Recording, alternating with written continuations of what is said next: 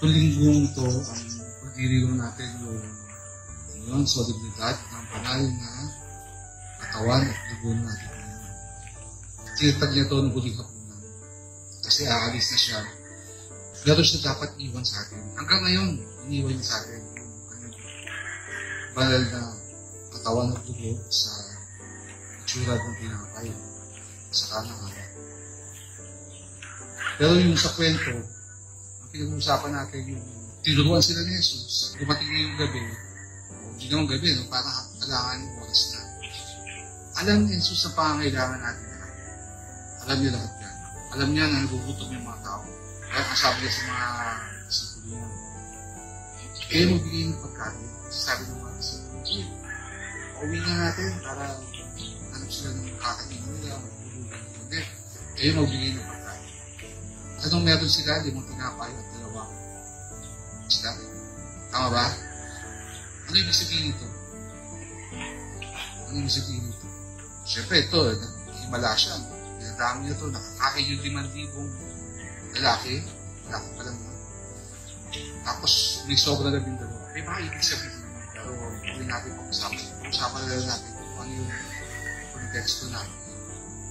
Alam niya pa ang kailangan natin. Alam niya kailangan ng bawat isa.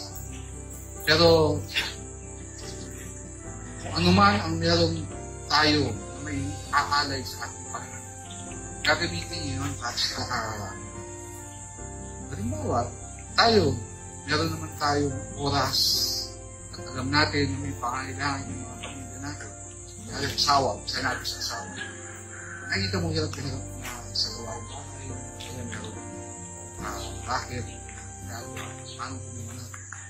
Kasi gagamitin ng Panginoon yung oras na maliit ang oras na ibigin mo para sa inyo. Yung anak mo na nahihirapan sa isang subject, kaya mathematics na patay. Ano yun? Ako rin din doon. Pero subukan natin tulungan. Bigyan natin maliit ang oras na meron tayo.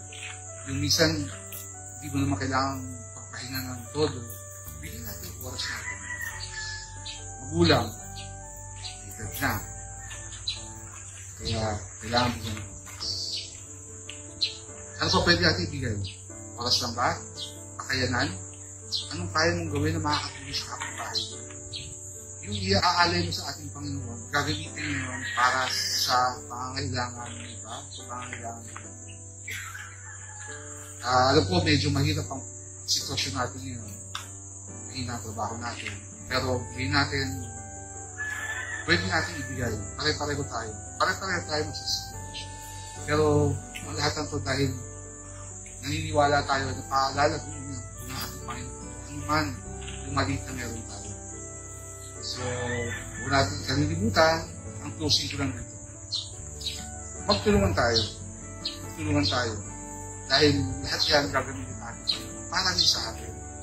Pagka kasi hindi natin ginawa ito, wala sa side of the Pero pinaka-importante message dito sa binasa natin, yung katawan ng ating Panginoon. Kahit na nasa anong sitwasyon, huwag natin kalilimutan ng kasal at tanggapin siya sa lugar. Okay, maraming salamat po. Gandang magasin yung tapos natin sa pagbigay ng pagpulis sa Glory to the Father, to the Son, and to the Holy Spirit. Tapos ang ibigay sa salvation ng Lamb of God. Father, the Son, and the Holy Spirit.